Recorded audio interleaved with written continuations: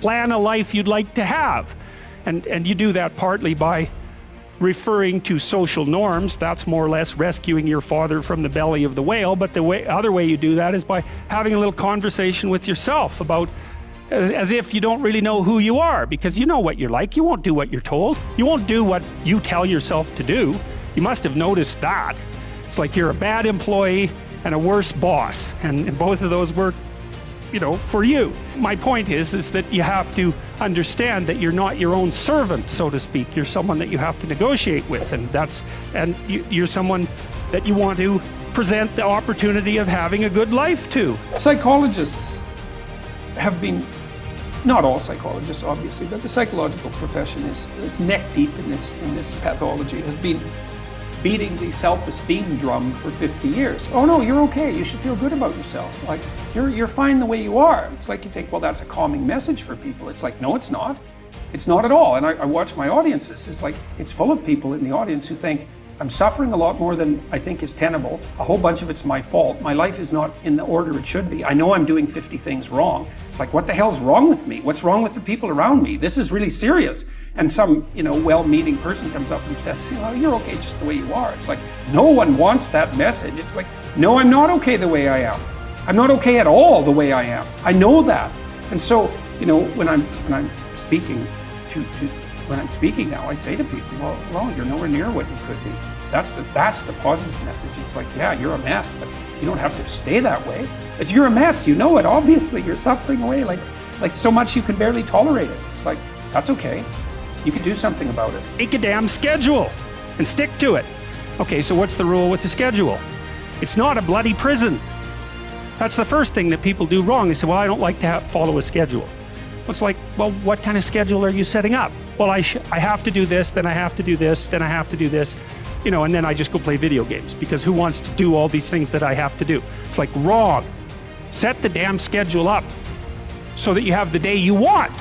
That's the trick. It's like, okay, I've got tomorrow. If I was going to set it up so it was the best possible day I could have, practically speaking, what would it look like? Well, then you schedule that. And obviously there's a bit of responsibility that's going to go along with that, because if you have any sense, one of the things that you're going to insist upon is that at the end of the day, you're not in worse shape than you were than at the beginning of the day, right? Because that's a stupid day.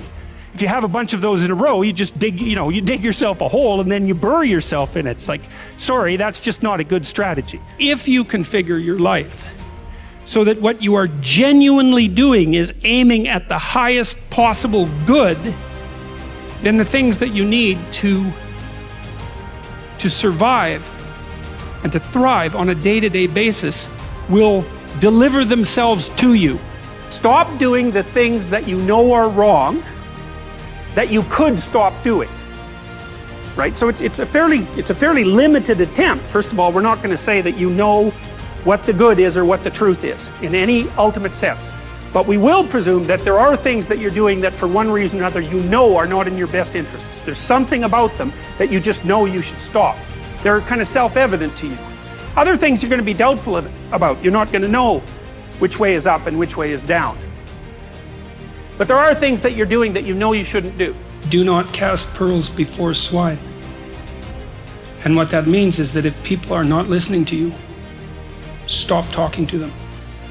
And that is the best piece of advice that I can give you. And what happens is that if you stop talking to people who aren't listening to you and start watching them instead, they will tell you what they're up to.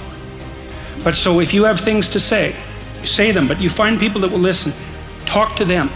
The ones who aren't listening, pull back, because you're devaluing what you have to say by offering it to an audience that does nothing but reject it. And that's a good guideline to life in general. So pull back. If you're hungry and you eat, well, that's good, but it's over, and then you're on to the next thing, right? It's not exactly sustaining, it's just necessary. That's called consummatory reward, by the way. This other reward system is incentive reward. And the incentive reward system works on dopamine, this neurochemical dopamine, which is also the neurochemical tracks that opiates and cocaine and amphetamines, the drugs that people really like to abuse, alcohol often for some people, activate. And so you might say if you don't have enough meaning in your life, then you're more prone to addiction. And that's definitely the case, even with rats. If you take a rat, you put him in a cage by himself and he has nothing to do, and then you give him access to cocaine, he'll get addicted to the point where he won't do anything but take cocaine. Like last night, I was after my talk. It's overwhelming. You usually think about these things, but I was after my talk last night, and so all these people line up.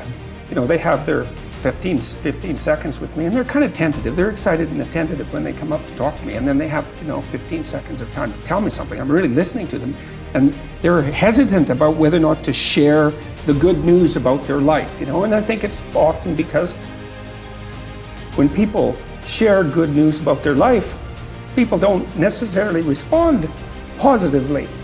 They don't get encouragement.